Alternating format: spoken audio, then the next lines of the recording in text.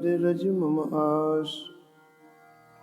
तुम पीछे जो और हैं श्रोता हैं रसखान, तिनके सकल मनोरथ पूर्वहु श्री भगवान। राधे राधे गोविंद गोविंद राधे। राधे राधे गोविंद गोविंद राधे।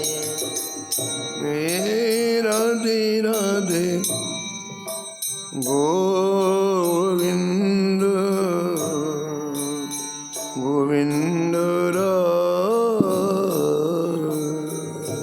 राधे राधे गोविंद गोविंद राधे। गोविंद राधे बोलो गोपाल राधे। गोविंद राधे बोलो गोपाल राधे। राधे राधे गोविंद गोविंद राधे। राधे राधे गोविंद गोविंद राधे। राधे राधे गोविंद गोविंद राधे। राधे राधे गोविंद गोविंद राधे। गोविंद राधे गोपाल राधे। गोविंद राधे बोलो गोपाल राधे। राधे राधे गोविंद गोविंद राधे। राधे राधे गोविंद गोविंद राधे। राधे राधे गोविंद गोविंद राधे। राधे राधे गोविंद गोविंद राधे। राधे राधे गोविंद गोविंद राधे। राधे राधे गोविंद गोविंद राधे। राधे राधे गोविंद गोविंद राधे। राधे राधे गोविंद गोविंद राधे।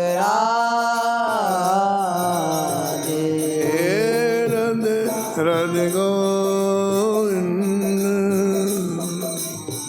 गोविंद राधे। राधे राधे गोविंद गोविंद राधे। श्री बांके बिहारी लाल की जय। श्री जानकी वल्लभ लाल की जय। श्री श्री मंगल मूर्ति हनुमान जी महाराज की जय सपरिकर श्री भक्तमाल जी की जय सब संत भगवान की जय श्री स्वामी अग्रदास जी महाराज की जय श्री नाभाजी महाराज की जय श्री प्रियादास जी महाराज की जय श्री वृंदावन धाम की जय श्री राधा वल्लभ लाल की जय श्री गिरिराज जी महाराज की जय श्री यमुने महारानी की जय श्री राम नाम महाराज की जय श्री महाराज जी की जय जय जय श्री राधे श्याम।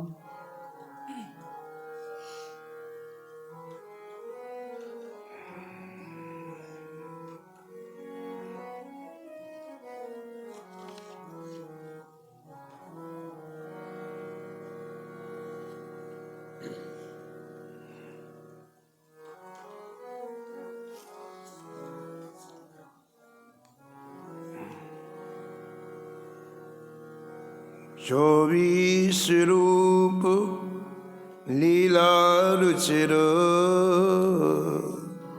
श्री अग्रदास उर पद धरो। 24 रूप लीला रुचिर श्री अग्रदास उर पद धरो धरो। जय जय मीन बराह कमठ नर हर बलि बावन। जय जय मीन वराह कमट नर हरि बलि बामन। परशुराम रघुवीर कृष्ण कीरति जग पावन। परशुराम रघुवीर कृष्ण कीरत जग पावन। बुद्धि कल्कियर व्यास प्रथु हरिहंस मनवंतर। बुद्ध कल्प अरुव्यास प्रथु हरिहंस मनवंतर। यज्ञ ऋषभ हयग्रीव ध्रुव वरुणेन धनवंतर। यज्ञ ऋषभ हरिग्रीव ध्रुव वरुणेन धनवंतर। बद्रीपत दत्त कपिल देव सनकादिक करुणा करो। बद्रीपति दत्त कल्प देव सनकादिक करुणा करो। 24 रूप लीला रुचिर श्री अग्रदास उर पद धरो। 24 रूप लीला रुचिर श्री अग्रदास उर पद धरो। श्री अग्रदास उर पद धरो। श्री अग्रदास उर पद धरो। श्री अग्रदास उर पद धरो। श्री अग्रदास उर पद धरो। प्रतः स्मरणीय परम वंदनीय श्री भक्तमाल के रचयिता श्री नाभा गोस्वामी जी इस छप्पे में भगवान के 24 अवतारों का स्मरण किया है। उनमें भगवान श्री राम की परम पावन कथा का वर्णन गोस्वामी तुलसीदास जी महाराज ने श्री रामचरितमानस में किया।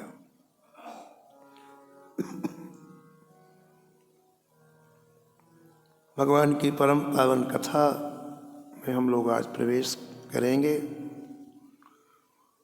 भगवान की ये कथा कहाँ हुई, इसका वर्णन गोस्वामी जी मानस में करते हैं।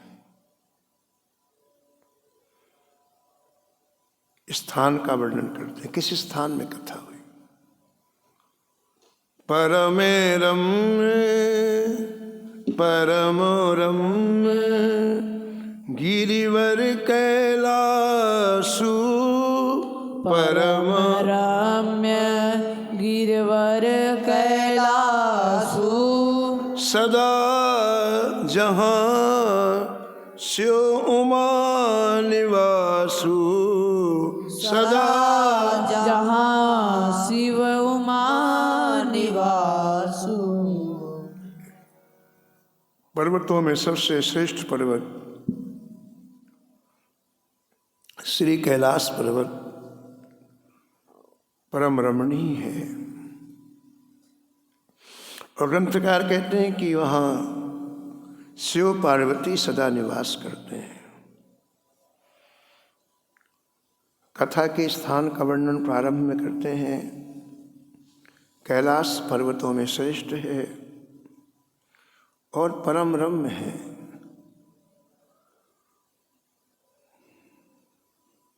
श्री भगवान शंकर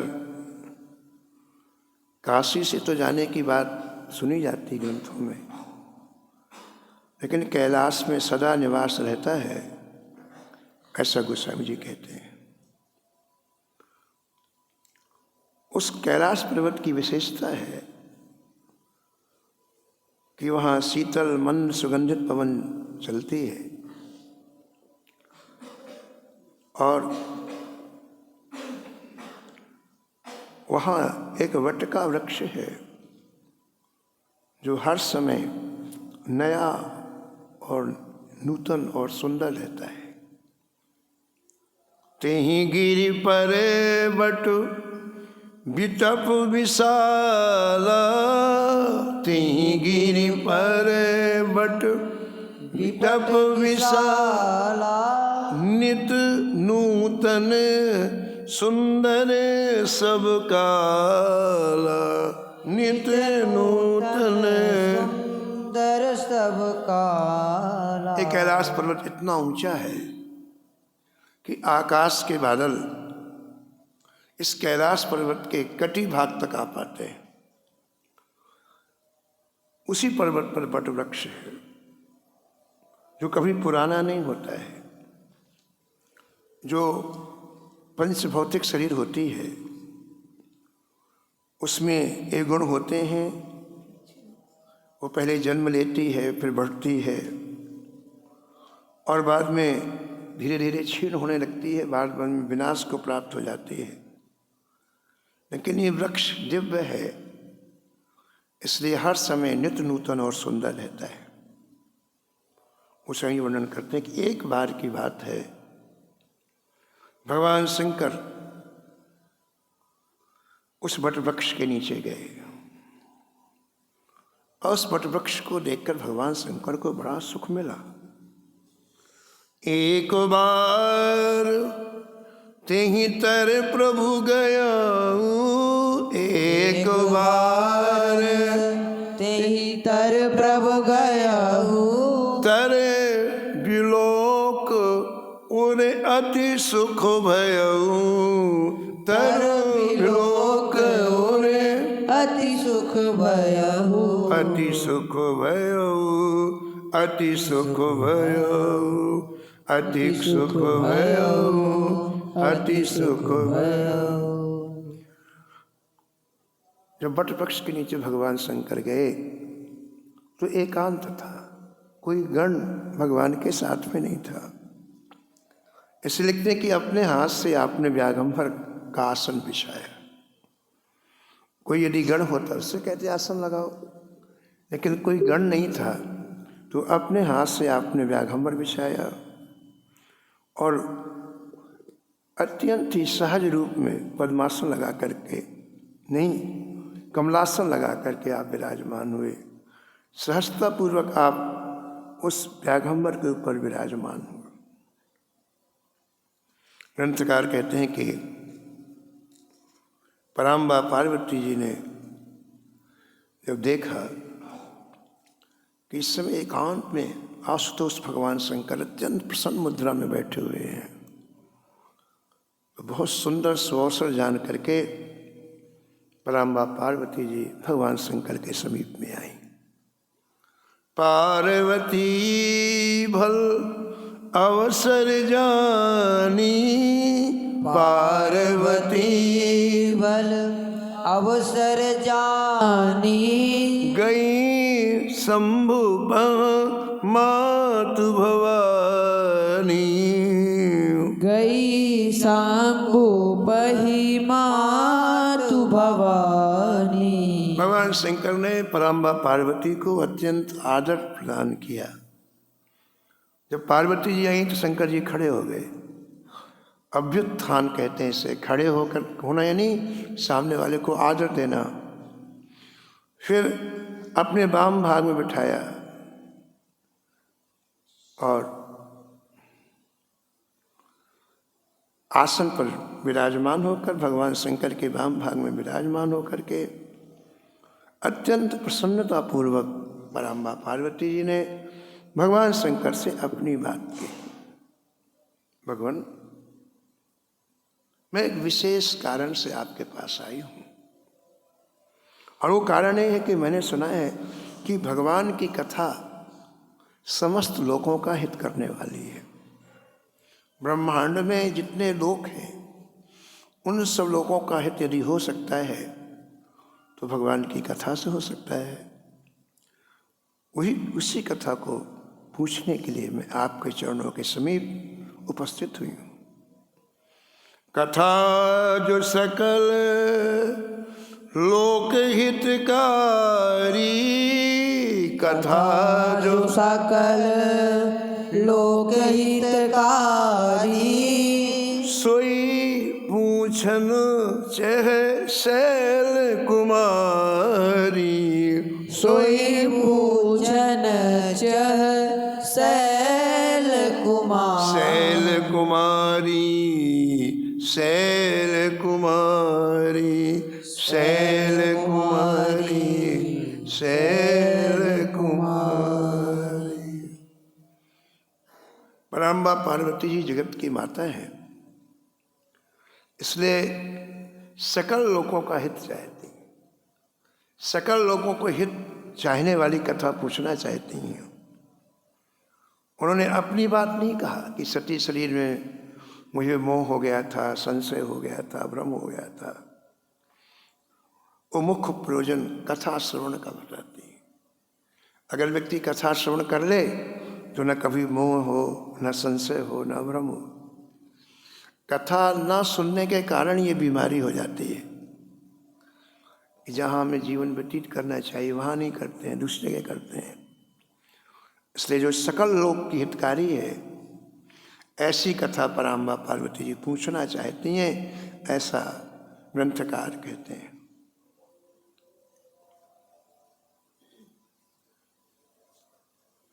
श्री पार्वती जी कहती कि हे विश्वनाथ, आप मेरे भी नाथ हैं। विश्व के नाथ तो हैं ही, लेकिन मेरे भी नाथ हैं, और तीनों भुवनों में आपकी महिमा विदित है। चर अचर नाग नर देवता सब आपके चरण कमलों की सेवा करते हैं।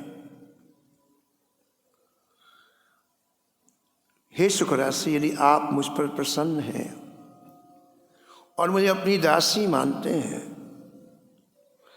तो मुझे श्री रघुनाथ जी की परम पावन कथा श्रवण कराएं, जिससे समस्त प्रकार का अज्ञान हरण हो जाता है।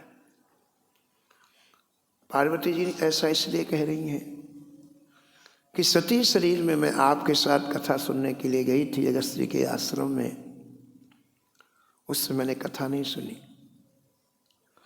मेरे मन में ये संशय आ गया कि एक कुटिया में रहने वाला महात्मा शंकर जी को क्या कथा सुनाएगा। आप नीचे बैठ के कथा सुन रहे हैं, ऊपर बैठ करके अगस्त्य कथा कह रहे हैं, लेकिन मेरे मन में उनके प्रति कोई आदर भाव नहीं था, तो मेरा मन कथा में नहीं लगा।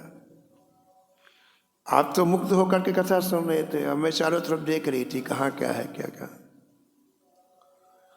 तो जय मेरा अज्ञान बना रहा, कथा ना सुनने के कारण मेरा अज्ञान बना रहा।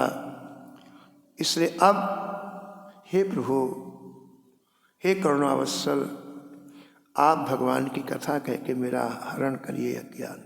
और एक बात और कहती है पार्वती जी, नाना विधि से कथा कहिए। आप बड़े कड़े शब्दों में कथा कही जाए तो समझ में नहीं आएगी, सीधे सीधे कथा के प्रसंग कहे जाए तो समझ। नाना विधि से अनेक उदाहरण दे करके, अब अनेक भक्तों का चरित्र कह करके कथा सुनाइए। जिससे वो कथा हृदयंगम हो जाए। मुख्य बात यह है कि कथा हृदय तक पहुँचे। केवल पढ़ने से काम नहीं चलेगा, केवल सुनने से काम नहीं चलेगा, केवल कहने से काम नहीं चलेगा। श्रोता वक्ता दोनों के हृदय में कथा प्रवेश करना चाहिए। इसके लिए कहते हैं कि नाना विधि से आप कथा करिए। तो प्रभु हरहु, तो प्रभु हरहु मोरे अज्ञान, तो प्रभु हरहु मोरे अज्ञान। कही रघुनाथ कथा विधि न, कही रघुनाथ कथा विधि नाना। पार्वती जी अपने हृदय की बात भगवान शंकर जी के सामने रखती हैं कि हे प्रभु, जो परमार्थवादी मुनि हैं उनकी निर्गुण उपासना है और राम जी को अनादि ब्रह्म बतलाते हैं, और दूसरी तरफ हजार मुख वाले शेष श्री सरस्वती जी वेद और पुराण, ये सभी श्री रघुनाथ जी के परम पावन गुणों का वर्णन करते हैं। और एक बात और है जय जय, कि आप दिन रात राम राम करते हैं। मैं आपके समीप में रहती हूँ, एक क्षण भी आपका ऐसा नहीं जाता कि आपके मुख से राम राम राम राम ना निकले।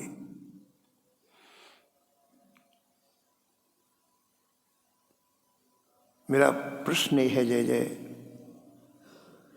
कि जिन्हें शेष शारदा जिनके चरित्र का गायन करते हैं, परमार्थवादी मुनि जिन्हें ब्रह्म बताते हैं, और जिनका आप जप करते हैं,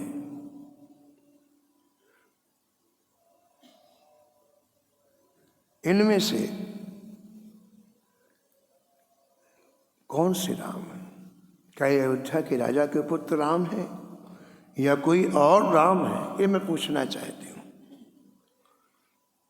तुम पुनि राम, तुम पुनि राम, राम दिन राती, तुम पुनि राम, राम पुनि राती। सादर जपहु अनंग अराती, सादर जपहु अनंग अराती। यदि महाराज दशरथ अयोध्या के राजा के पुत्र हैं तो फिर ब्रह्म कैसे?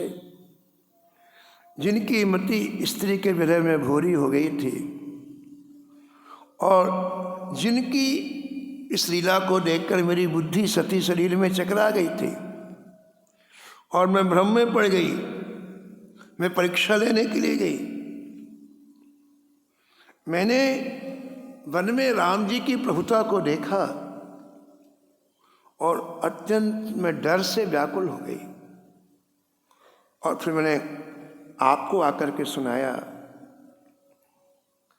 जय जय, भगवान श्री राम की प्रभुता तो मैंने वन में देखी, लेकिन मेरे मलिन मन में ज्ञान नहीं हुआ और उसका फल भी मैंने भली भांति पाया। मुझे वो सती शरीर छोड़ना पड़ा। शरीर तो छूट गया, जो कितनी अच्छी बात कहते हैं परम्बा पार्वती जी की, हमारे इस शरीर में जो संशय है, जो भ्रम है, अगर हम उसकी निवृत्ति नहीं करेंगे तो शरीर छूटने के बाद वो संशय भ्रम जाएगा नहीं, अगले जन्म में बना रहेगा। इसलिए किसी तरह का संशय भ्रम यदि हमारे जीवन में हो तो उसे तुरंत दूर कर लेना चाहिए, मृत्यु के पहले दूर कर लेना चाहिए, नहीं तो अनादिकाल से बना ही रहेगा। और मान लो मनुष्य शरीर नहीं मिला तब तो और दिक्कत हो गई। मनुष्य शरीर में तो व्यक्ति अपने संशय भ्रम को दूर कर सकता है, लेकिन 84 लाख योनियों में कितने शरीर हैं? हाथी का शरीर है, सांप का शरीर है, बिच्छू का शरीर है, बैल का शरीर है, गधे का शरीर। अगर ये शरीर मिल गए तो फिर संशय भ्रम दूर नहीं हो सकते। तो कहती है कि सती शरीर मेरा भस्म हो गया, जल गया, लेकिन अभी भी संशय बना हुआ है। मैं इसलिए आपके चरणों में विनती करती हूँ कि आप उस संशय को दूर करें कथा कह के। मुझे पता है कि उस समय आपने मुझे बहुत समझाया था, लेकिन मैंने आपकी एक भी बात नहीं मानी। इसलिए अब आप मेरे ऊपर गुस्सा ना करें, क्योंकि उस समय मेरी रुचि भगवान की कथा में नहीं थी। जब मैं सती शरीर में थी तो मेरी रुचि कथा में नहीं थी। जब रुचि नहीं कथा में तो कथा अच्छी नहीं लगती। लेकिन जय जय आपकी कृपा से इस समय मेरे हृदय में कथा सुनने की बहुत रुचि है। अब तब कर अस विमोह मुहि नाहि, तब कर अस विमोह अब नाही। अजि राम कथा पर रुचि मन माही, राम कथा पर रुचि मन माही। रुचि हो कथा सुनने में तो कथा बहुत अच्छी लगती है, बहुत प्रिय लगती है। कथा में रुचि हो तो आपको समय का एहसास नहीं होगा कि हम 10 साल से कथा सुन रहे हैं कि 20 साल से कथा सुन रहे हैं, पता ही नहीं होगा। और सब तरफ से वृत्ति आपकी एकाग्र हो जाएगी। एक स्टेट के राजा थे तो वो 50 साल से सत्संग कर रहे थे। तो सत्संगियों ने उन्हें रोक करके पूछा है कि राजा साहब, आप 50 साल से सत्संग कर रहे हैं, आपको क्या मिला? 1 साल से नहीं, 50 साल, आपको क्या मिला? आप सत्संग नहीं छोड़ते हैं, आपके हाथ में जप माला रहती, जप नहीं छोड़ते हैं, तो 50 साल में आपको क्या मिला? उन्होंने कहा कि मैं क्या बताऊं आपको, इसके पहले मैंने जो किया सब मेरे को भूल गया। अब 2 ही चीज़ें याद है मेरे को, बस निरंतर मैं नाम जपता हूँ और महापुरुषों के मुख से कथा सुनता हूँ। महापुरुष अपने हृदय का अमृत उड़ेलते हैं, मैं उसको अपने हृदय में भरता हूँ। और इतनी मुझे कथा प्रिय लगती है कि जीवन के अंतिम श्वास तक मैं कथा नहीं छोड़ पाऊंगा। ये रुचि है। परम पूज्य श्री मथुरादास जी महाराज कहते थे कि हमारी इच्छा है कि कथा कहते कहते शरीर छोड़े। इतनी कथा उनको अच्छी लगी। कितने ऐसे महापुरुष हैं जिन्हें कथा अतिशय प्रिय लगती है। कथा में रुचि हो जाना एक परम सौभाग्य का लक्ष्य। जब कथा हमें अच्छी लगने लगती ना तो कल्याण के सारे दरवाजे खुल जाते। जब तक कथा अच्छी नहीं लगती तब तक व्यक्ति चारों तरफ घूमता है। तीर्थ यात्रा में जाओ, दर्शन करने जाओ, परिक्रमा को, लेकिन जब कथा अच्छी लगने लग जाएगी ना तो आप कहीं नहीं जाएंगे। पूज्य महाराज जी श्री मथुरादास जी महाराज कहते थे कि जिसका महाभाग्योदय उदय होता है वो कथा सुनता है। कथा को जितने भाव से हम सुनेंगे उतनी कथा हमारे अंदर घर करती है, उतनी कथा प्रभाव डालती है हमारे जीवन में। तो पराम्बा पार्वती जी भगवान शंकर के चरणों में निवेदन करती हैं कि जय जय आप ये मत समझना कि सती शरीर में जैसे कथा में मेरी रुचि नहीं थी वैसी स्थिति है। इस समय आपके ऐसे अनुग्रह से, आपकी कृपा से मेरी कथा में अत्यंत रुचि है। इसलिए आप मुझे श्री राम जी का परम पावन पवित्र सुयश श्रवण कराएं। कहु पुनीत, कहु पुनीत राम गुण गाथा, कहु पुनीत राम गुण गाथा। भुज गुराज भूषण सुरनाथा, भुज गुराज भूषण सुरनाथा। हे भुजगराज भूषण, हे सुरनाथ, आपके चरणों में बार बार कोटि सा वंदन है। आप राम जी के गुणों की पवित्र गाथा कहिए। मैं पृथ्वी में सिर रख करके आपके चरणों का वंदन करती हूँ। मैं हाथ जोड़ करके आपसे विनती करती हूँ कि वेदों का जो निचोड़ है, राम कथा क्या है, वेदों का जो निचोड़ है वह श्री रघुनाथ जी के परम पावन इसका आप वर्णन करिए। हे नाथ, स्त्री शरीर होने से मैं अधिकारिणी नहीं हूँ,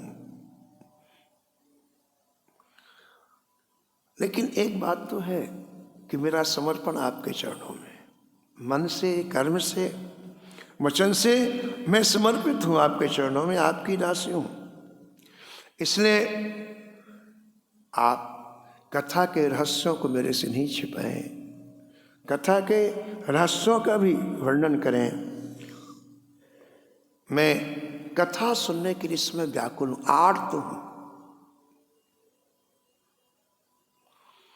और मेरे दुख को दूर करने के लिए आप भगवान की परम पावन कथा कहें।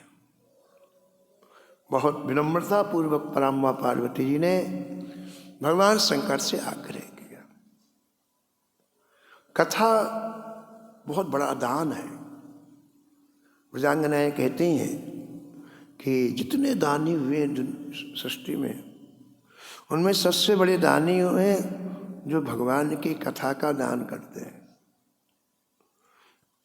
क्योंकि ये कथा जो आप सुनते इसमें भगवान के स्वभाव का वर्णन है। भगवान कितनी करुणा है, कितनी दया है, कितना अपनत्व है, बिना कथा के कैसे पता चलेगा? तो कथा सुनने से भगवान के स्वभाव का पता चलता है, और जब भगवान इतने दयालु हैं ये पता चलता है तो हृदय ने पाने के लिए व्याकुल हो जाते। परमहंस चूड़ामणि सुखदेव जी महाराज अपने पिता को छोड़ के जंगल में चले गए। वेद व्यास जी पुकारते रहे, जन्म लेते ही चले गए। लेकिन जब वेद व्यास जी के शिष्यों से श्री कृष्ण की महिमा श्रवण की, स्वभाव श्रवण किया कि दुष्ट पूतना को भी अपना धाम दे दिया, जो स्तन में विष लगा के आई उसे माता की गति दी,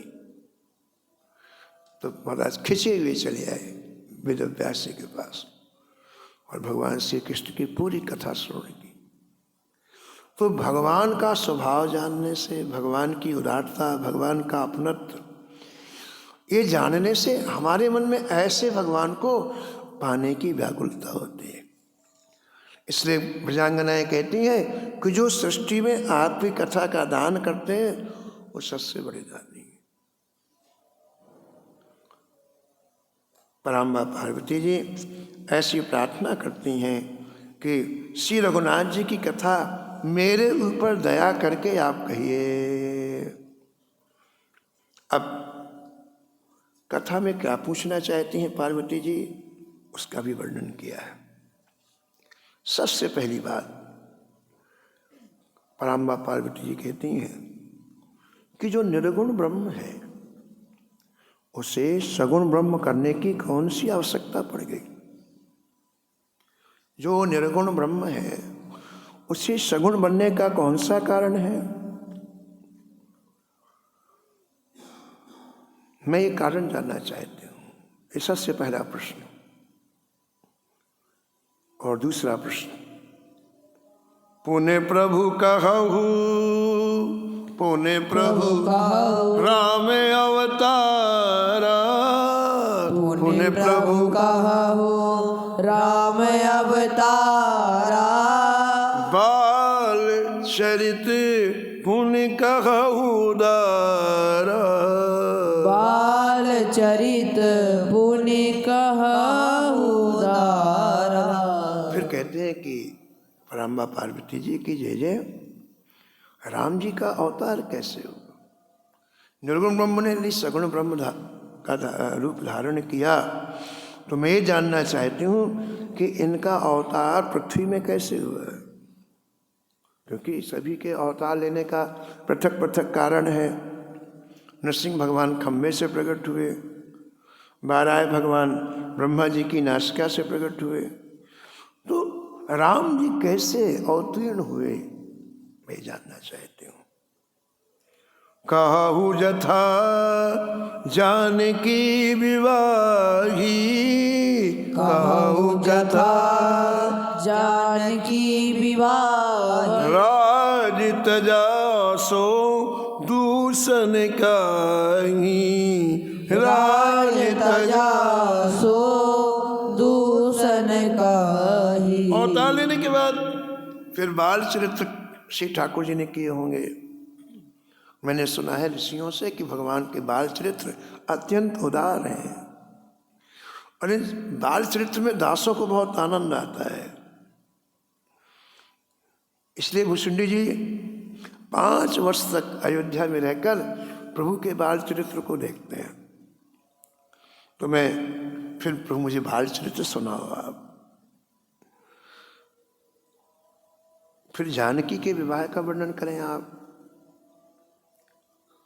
जानकी जी के विवाह की विशेषता यह है कि माता पिता ने कन्या देखकर विवाह नहीं किया, अपने पुरुषार्थ से श्री रामचंद्र ने जानकी जी का विवाह किया है। मैं ये कथा सुनना चाहती हूँ। और जय जय ये भी कथा कहिए कि सारी सृष्टि धन संपत्ति और राज्य के लिए जूझती है, मरती है। हमें शासन मिल जाए, हमें कुर्सी मिल जाए, हमें राज्य मिल जाए। और राम जी ने इस शासन में, इस राज्य में क्या दोष देखा जिस उसे छोड़ करके वन में निकल गए? एक कथा मैं सुनना चाहती हूँ। मैं वन का चरित्र भी सुनना चाहती हूँ और रावण का वध भी सुनना चाहती हूँ।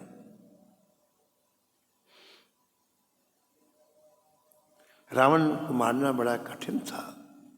कौन सी विधि से प्रभु ने रावण को मारा, मैं भी जानना चाहती हूँ। जय जय। भगवान जब अयोध्या आकर राज सिंहासन पर विराजमान हुए तो राजगद्दी में बैठकर भगवान ने अनेक लीलाएं की। मैं वो भी सुनना चाहती हूँ। हे नाथ, आप वो चरित्र भी कहिए कि भगवान अपनी लीला का स्मरण करके अपने संपूर्ण परिकरों के साथ भगवान कैसे साकेत धाम में पधारे, ये चरित्र भी मैं सुनना चाहती हूँ।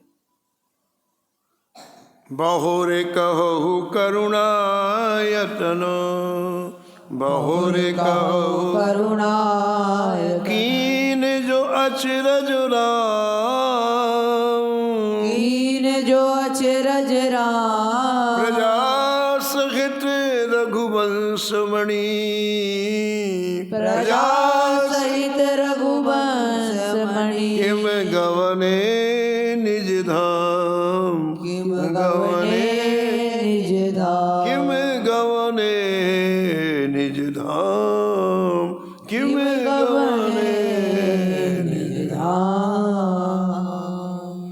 जय जय। फिर आप उस तत्व का वर्णन करिए जिस तत्व का चिंतन बड़े बड़े ज्ञानी मुनि करते हैं। हे नाथ, फिर आप भक्ति, ज्ञान, विज्ञान और वैराग्य के सभी बिंदुओं का वर्णन करिए। हे निर्मल ज्ञान वाले आशुतोष भगवान शंकर, और भी श्री राम जी के जो रहस्य हैं उन्हें आप वर्णन करिए। और एक प्रार्थना ये है कि मैंने जितना पूछा है उतना नहीं आप बताएं, मैंने जो नहीं पूछा वो भी आप बताएं।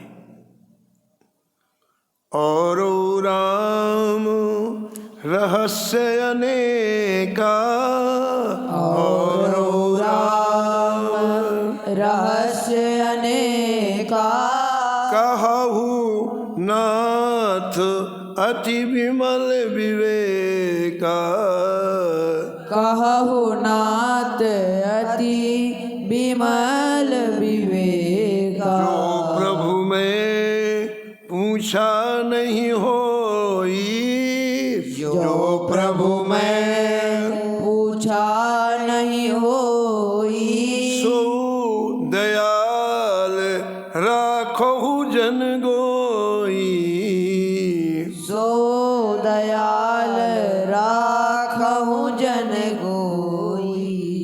ग्रंथकार कहते हैं कि पराम्बा पार्वती जी के कहने का तात्पर्य है कि अनेक तरह की माया है और उस माया में ही रहस्य होता है। यह रहस्य जानने में ही सच्ची समझ होती है। और ये जितनी मायाएं हैं उन मायाओं में श्री राम जी की माया सबसे प्रबल है। उसके जानने से राम माया का पता चलता है, क्योंकि मेरे ऊपर वो माया ने काम किया। जब राम माया ने मेरे ऊपर काम किया सती शरीर में, पराम्बा पार्वती जी कहती हैं, तो उस समय आपका उपदेश काम नहीं किया। आपने मुझे कितना समझाया, लाग न और उपदेश तदप कहो स्यो बार बहु। जगत गुरु शंकर जी ने कितनी बार सती शरीर में समझाया, लेकिन उन्होंने नहीं मानी।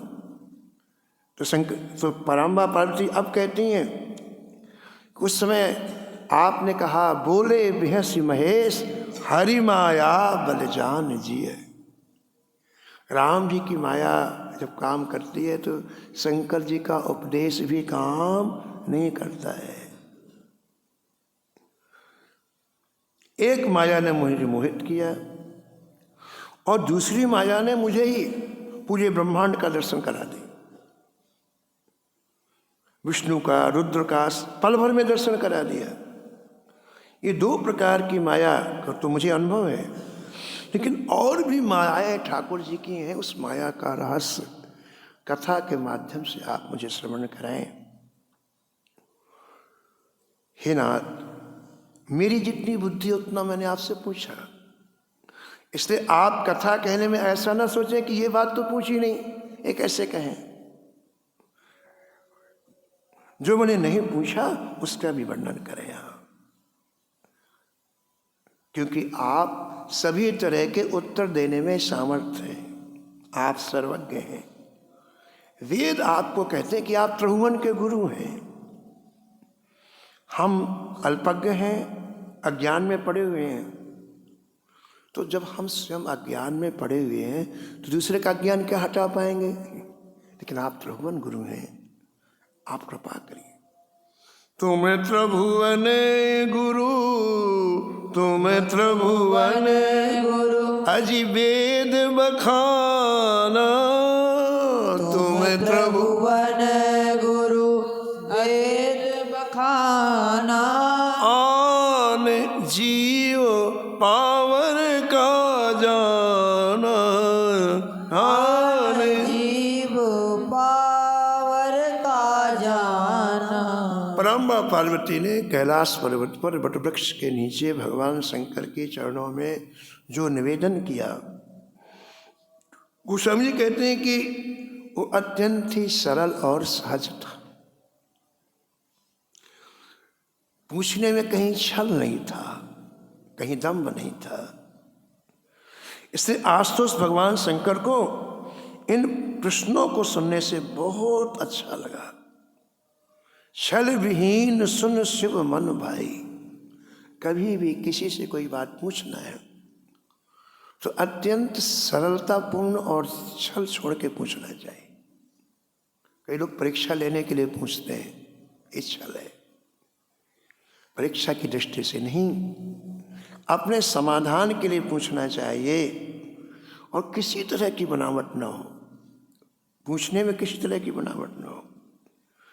तो ऐसे अपनी जिज्ञासा जो पराम्बा पार्वती जी ने वटवृक्ष के नीचे विराजमान आशुतोष भगवान शंकर से कही, उसका परिणाम क्या हुआ कि जो चीज पूछी भगवान शंकर के हृदय में, वो सभी के सभी भगवान श्री राम के परम पावन चरित्र आ गए। हृदय उन चरित्रों से भर गया, ऐसा कहते हैं। प्रश्न के साथ ही चरित्र प्रकट हो गए हृदय में। और जब भगवान के चरित्र प्रकट होते हैं तो हृदय प्रेम से भर जाता है। एक पहचान है, जिसके हृदय में भगवान के चरित्र प्रकट होंगे उसकी पहचान है कि हृदय प्रेम से भर जाए, रोमांच होने लग जाएगा, आंखों से आंसू छलछलाने लग जाएंगे और आनंद में व्यक्ति डूब जाता है, असीम आनंद में। ये चरित्र की विशेषता है। हरे ही राम हरे ही राम चरित्र सब आए, हरे ही राम चरित सब आए, प्रेम पुलक लोचन जल छाए, प्रेम पुलक लोचन जल छाए। इतना अच्छा प्रश्न लगा भगवान शंकर को कि रामचरित्र हृदय में उदय हो गया, सात्विक भाव उदय हो गए। देखो, पहले कथा हृदय में प्रकट होती तब रूप प्रकट होता है। शंकर जी के हृदय में पहले कथा प्रकट हुई, फिर श्री रघुनाथ श्री रघुनाथ रूप और आवा, श्री रघुनाथ रूप और आवा, परमानंद अमित सुख पावा, परमानंद अमित सुख पावा। जैसे भगवान का रूप हृदय में प्रकट हुआ, कहते हैं तुम्हारे परमानंद में डूब गए भगवान शंकर, और उस ध्यान के रस में मग्न हो गए। लेकिन उनको पराम्बा पार्वती जी के प्रश्नों का उत्तर देना है, इसलिए आपने उस रूप माधुरी से के आस्वादन से अपने मन को बाहर किया भगवान के परम पावन चरित्र श्रवण कराने के लिए। इसका तात्पर्य क्या हुआ? इसका तात्पर्य हुआ कि जिसे भी भगवान की कथा कहनी है, पहले वो ध्यानस्थ हो, ठीक है, भगवान के रूप का ध्यान पहले करे, फिर कथा पर विचार करे, फिर प्रभु का ध्यान करे, तब कथा कहने सुनने का आनंद है। जब तक हृदय में कथा भरेगी नहीं, तब तक कथा कहने सुनने का आनंद नहीं है। इस संपूर्ण प्रकरण का ये निष्कर्ष है। भगवान शंकर अब पराम्बा पार्वती जी के प्रश्न का उत्तर देते हैं। कोई भी उत्तर देने के पहले अपने इष्ट का वंदन करना चाहिए। इसलिए भगवान शंकर के इष्ट बालक राम है। शंकर जी ने सबसे पहले बालक राम का वंदन किया, ऐसा गोस्वामी जी वर्णन करते हैं। बंदौ बाल रूप सोई रामो, बंदौ बाल रूप सोई रामो, सब सिद्धि सुलभो जपत जिसु नाम, सब सिद्धि सुलभ जपति शिशु नाम। भगवान शंकर कहते हैं कि मैं उन बाल रूप श्री राम जी की वंदना करता हूँ जिनका नाम जपने से सब सिद्धियां सुलभ हो जाती हैं। भगवान के नाम का कमाल देखो आप, कि सारी सिद्धियां हाथ जोड़े खड़े रहती हैं। वो राम जो बाल रूप राम है, वो कैसे हैं? कहते हैं मंगल के घर हैं और अमंगल का हरण करने वाले हैं। और कैसे हैं? दशरथ के आंगन में खेलने वाले। जो दशरथ के आंगन में खेलते हैं, जो मंगल के भवन हैं, जो अमंगल का हरण करने वाले हैं, ऐसे बाल रूप राम मेरे ऊपर कृपा करें।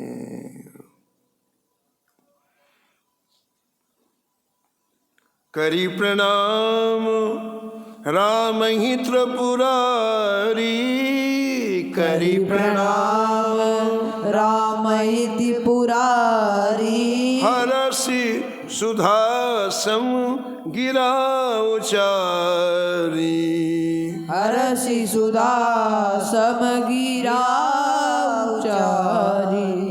कथा कहने के पहले एक बार पुनः आप अत्यंत हर्षित हृदय होकर के श्री राम जी को प्रणाम किया और उल्लसित होकर कथा कहना प्रारंभ किया।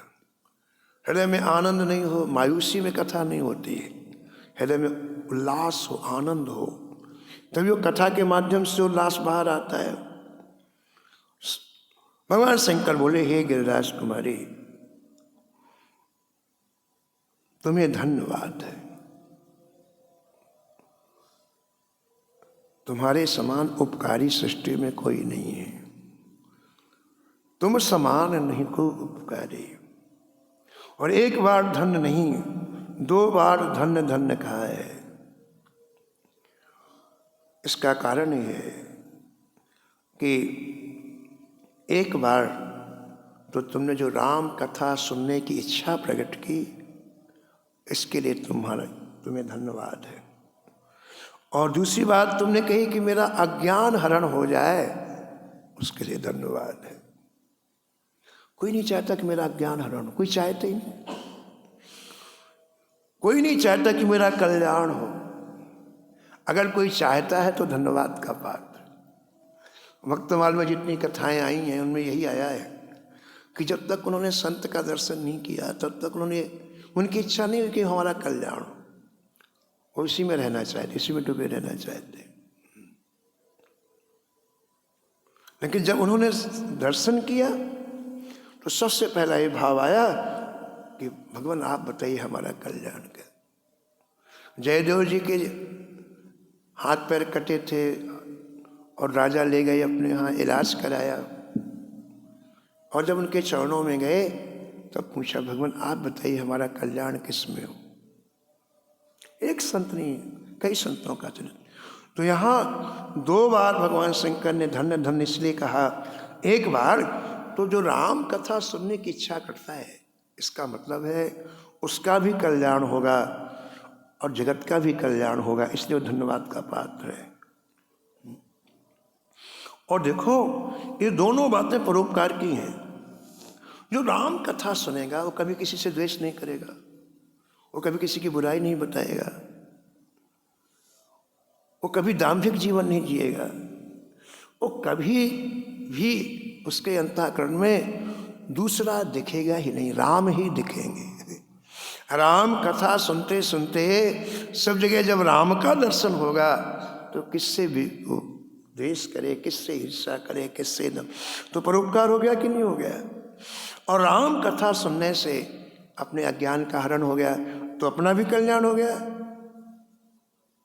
तो 2 बार धन्यवाद कह करके अब कहते हैं, पूछो रघुपति, पूछो रघुपति कथा प्रसंगा, पूछो रघुपति कथा प्रसंगा। सकल लोक जग पावन गंगा, सकल लोक जग पावन गंगा। भगवान शंकर कह रहे हैं कि हे पराम्बा पार्वती, ये राम कथा सकल लोगों को पवित्र करने वाली गंगा है। संसार के लोगों को ये पवित्र करने वाली गंगा तुम्हारे जिज्ञासा से बहेगी। न तुम पूछती, न कथा की गंगा बहती। तो कथा की गंगा के बहाने में कारण तुम हो। हम लोग सुनते हैं कि जो गंगा जी अभी बह रही हैं वो भगीरथी जी लाए थे, है ना। भगीरथी ने तपस्या की, उनके और पूर्वजों ने की तब नहीं आई। लेकिन जब भगीरथ ने तपस्या की तो गंगा जी आई। और ये कथा की गंगा कौन ला रही है? साक्षात पराम्बा पार्वती जी ला रही है। ये कथा पुरारी रूपी पर्वत से निकल करके श्री राम स्वरूप सिंधु में मिलेगी। उस गंगा के तो एक निश्चित घाट है जहाँ जाने पर आपको पवित्रता मिलेगी। लेकिन ये कथा तीनों लोकों को पवित्र करने वाली है। तो तुमने जो जिज्ञासा की इस सकल लोकों को पावन करने वाली, इससे गंगा प्रभावित होगी और सभी लोग उस गंगा में स्नान करके परम पावन हो जाएंगे। दूसरी बात भगवान शंकर कह रहे हैं कि तुमने कहा कि कथा सुना के मेरे अज्ञान का हरण करो, तो बहुत अच्छी बात शंकर जी कहते हैं कि अज्ञानी व्यक्ति कथा की जिज्ञासा करेगा ही नहीं। अज्ञानी व्यक्ति तो संसार के सुखों की अभिलाषा करेगा, वो कथा सुनने की इच्छा क्यों प्रकट करेगा? जिसका राम जी के चरणों में अनुराग होता है वो कथा सुनता है ना, उसे कथा अच्छी लगती है। इसलिए तुम अज्ञानी नहीं हो, तुम राम चरण अनुरागिणी हो, क्योंकि बिना अनुराग के कथा में रुचि नहीं होती, कथा अच्छी लगती है। इसलिए तुम अपने अज्ञान हरण करने के लिए तुमने प्रश्न नहीं किया, तुमने जगत के उपकार के लिए प्रश्न किया है ना। परीक्षित जी ने कई प्रश्न किए श्री सुखदेव जी से, तो अपना संशय दिखा करके जगत का उद्धार किया उन्होंने। आगे चल के जगत के लोग ऐसा सोचेंगे तो पहले उसका उत्तर दिला दिया सुखदेव जी से। ऐसे तुम अपने अज्ञान के लिए मेरे से संशय नहीं कर रही हो, तुम जगत के हित के लिए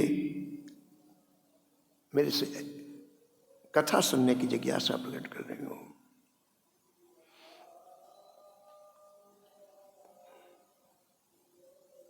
जिन्हें हरि कथा, जिन्हें हरि कथा सुनी नहीं काना, सुनी नहीं का श्रवण रंध्र अहि भवन समान, श्रवण अहि भवन समाना।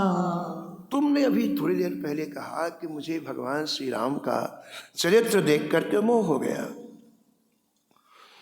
तो वही चरित्र सुनकर जिसमें तुम्हें मोह हो गया, अन्य जीवों को यदि मोह हो जाए तो इसमें कौन सी बड़ी बात है?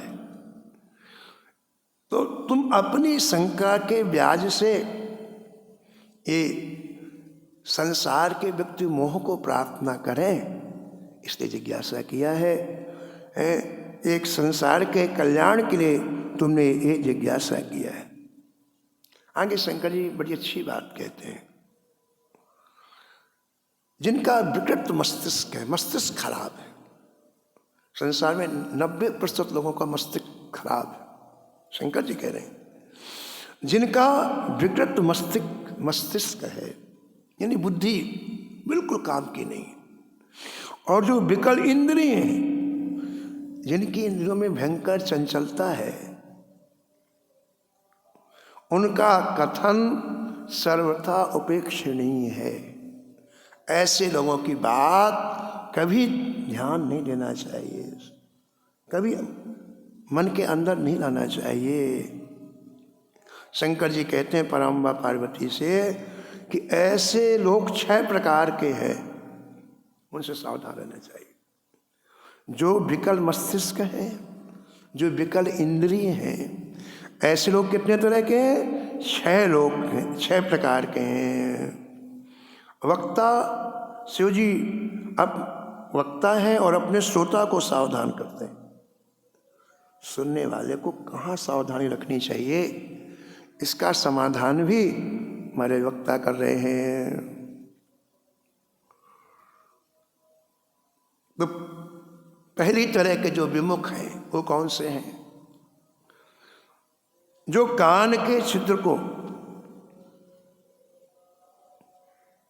बिल बना रखा है, बिल में सांप रहते हैं,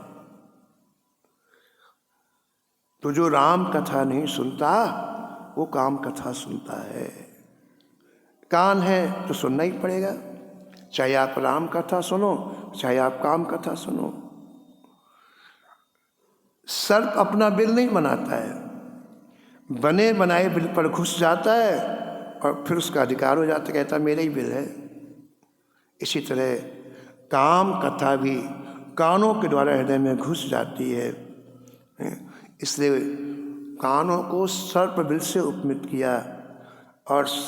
और यद्यपि श्रवण का फल श्री राम जी की कथा का श्रवण है, जब वो नहीं हुआ, कान है, हमें राम कथा सुननी चाहिए, तुमने राम कथा नहीं सुनी तो महाराज काम कथा रूपी सर्प ने अपना निवास बना लिया।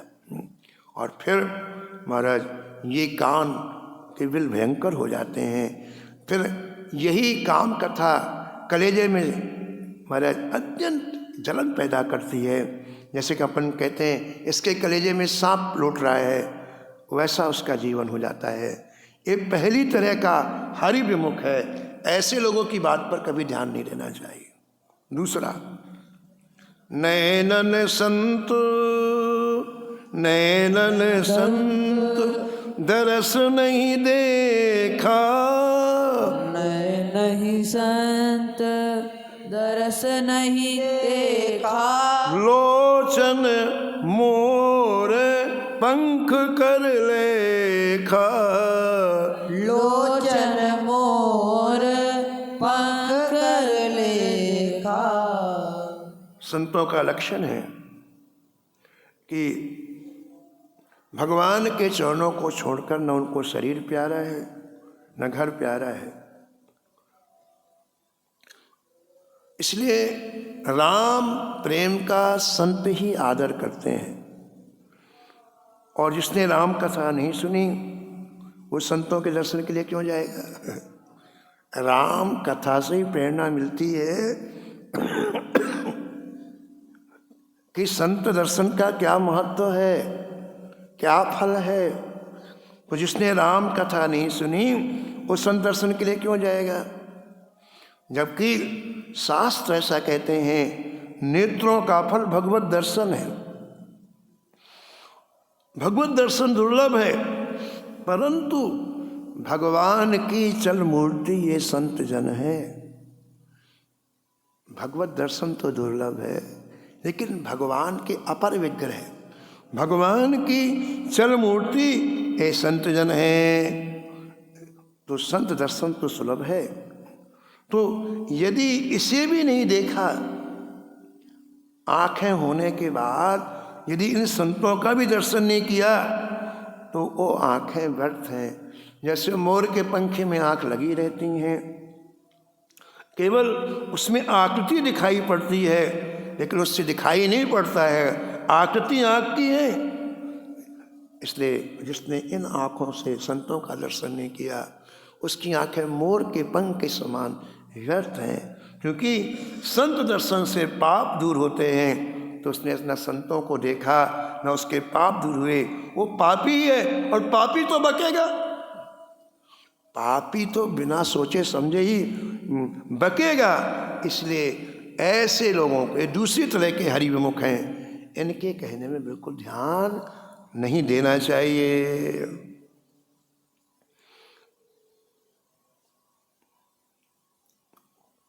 ते सिर कटु तुम्बर समतूला, ते सिर कटु तुम्बर समतूला, जे न नमत हरि गुरु पद मूला, जे न नमत हरि गुरु पद मूला, गुरु पद मूला, गुरु पद मूला।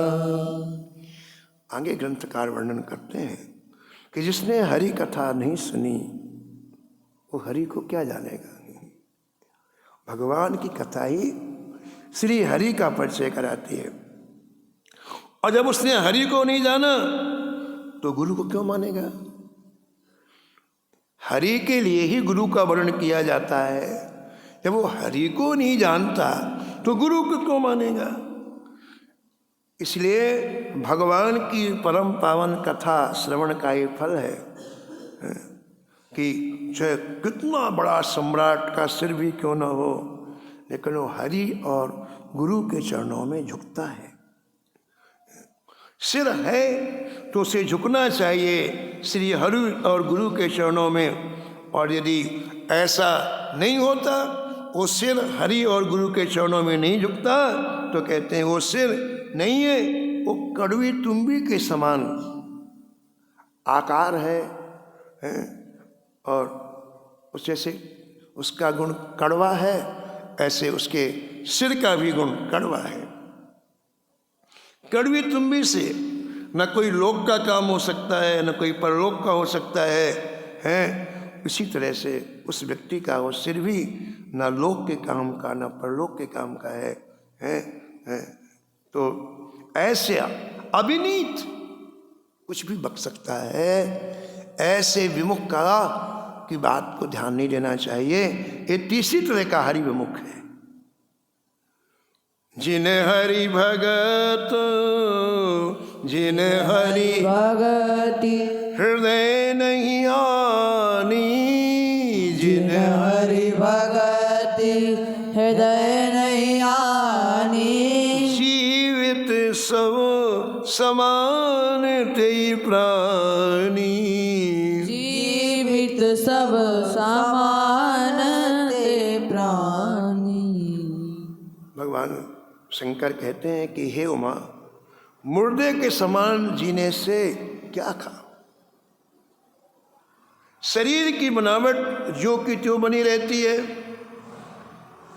और प्राण निकल जाते हैं तो शरीर अमंगल रूप हो जाता है, निष्प्रयोजन हो जाता है। हे उमा, श्री हरि की कथा का श्रवण ही हरि भक्ति का कारण हो। जिनके हृदय में भक्ति उदित हुई है उनके मुंह में श्री हरि की कथा है। कथा श्रवण बिना हरि भक्ति हो ही नहीं सकती। कथा के श्रवण के बिना कोई चाहे कि हरि भक्ति हमें प्राप्त हो जाए तो नहीं हो सकती है। और हरि भक्ति के बिना जीवन व्यर्थ है। बिना कथा के हरि भक्ति उत्पन्न नहीं होती है और हरि भक्ति के बिना जीवन व्यर्थ है। वो जीवित ही मुर्दा है, वो पृथ्वी का भार मात्र है। ये नर शरीर भवसागर से पार होने का साधन है। इस नर शरीर से भवसागर से पार होने के लिए यत्न करना चाहिए। तो उसने अपने हृदय में भक्ति का स्थान नहीं दिया, वो माया में ही पड़ा रहा है और उसका नर शरीर निष्फल चला गया।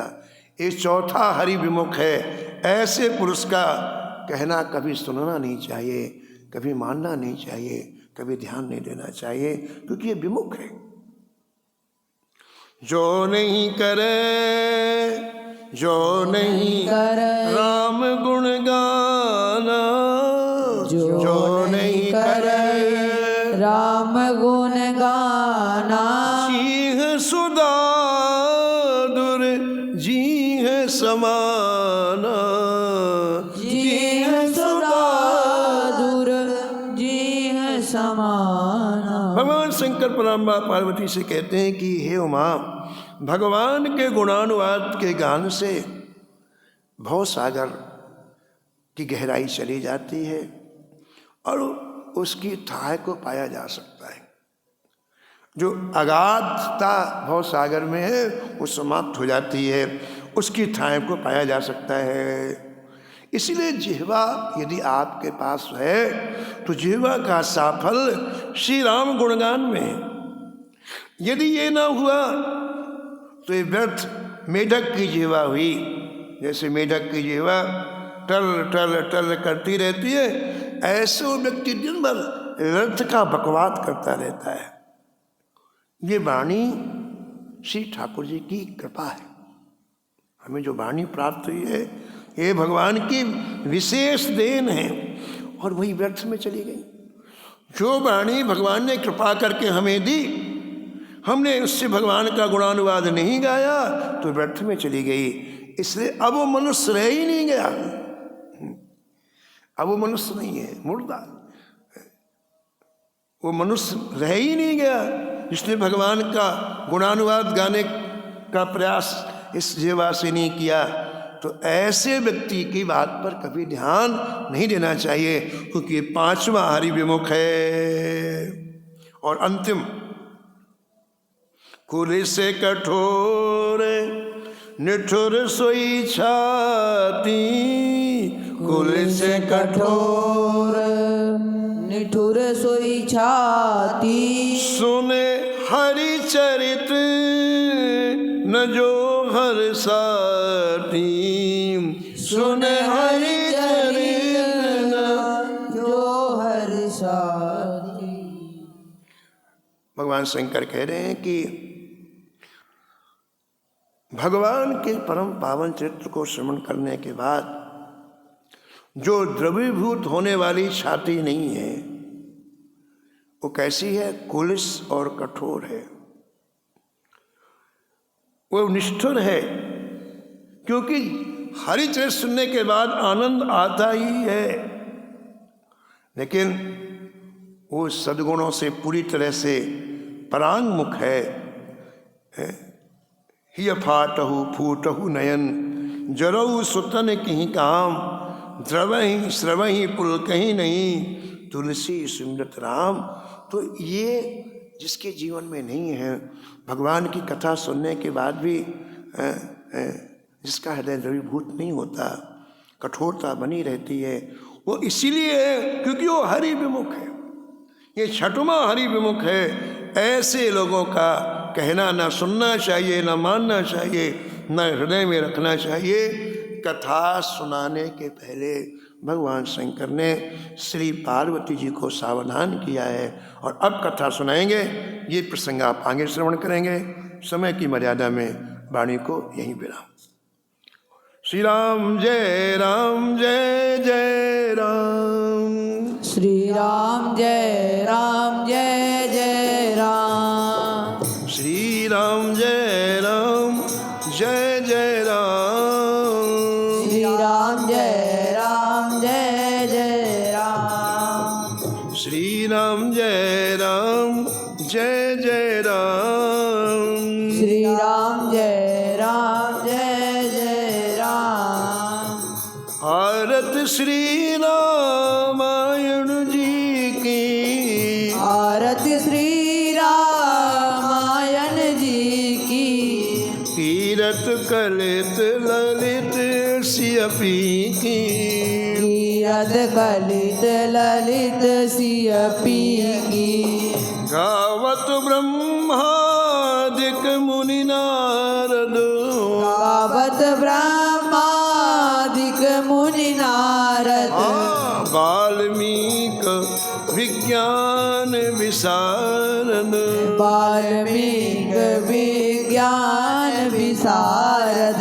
सुने सुख सनकादु शेष अनुसारद। सुख सनकादि शेष अरुसारद। वरण पवन सुत कीरतनी की। वरण पवन सुत कीरतिनी की। जय जय आरत श्री रामायण जी की। आरती श्री रामायण जी की। गावत वेद पुराण अष्टदश। गावत वेद पुराण अष्टदश। छयहु शास्त्र सब ग्रंथन को रस। छयो शास्त्र सब ग्रंथन को रस। मुनि जन धन संतन को सरवस। मुन जन धन संतन को सर्वस। जय जय सारे अंश सम्मत सब ही की। सारे अंश सम्मत सब ही की। आरत श्री रामायण जी की। आरती श्री रामायण जी की। जय जय कीरत कलित ललित सियपी की। कीरत कलित ललित सियपी की। गावत संतत शंभु भवानी। आवत संतत शंभु भवानी। अरुघट संभव मुनि विज्ञानी। अरुघट संभव मुनि विज्ञानी। व्यास आदि कवि वर्ज बखानी। व्यास व्यास आदि कविवर जब खान जय जय काग भुसुंड गरुड़ के ही की काग भूसुंड गरुण के ही जय जय आरत श्री रामायण जी की आरती श्री रामायण जी की कीरत कलित ललित सियापी की कीरति कलित ललित सियपी कलिमल हरण विषय रस फीकी कलिमल हरण विषय रस फीकी सुभग श्रृंगार मुक्त जुवती की सुभग सिंगार मुक्त जुबती की जलन रोग भव मूरे अमी की दलन रोग भव मोरे अमी जय जय तात मात सब विध तुलसी की तात मात सब विध तुलसी की आरत श्री रामायण जी की आरती की रामायण जी की कीरत कलित ललित सियापी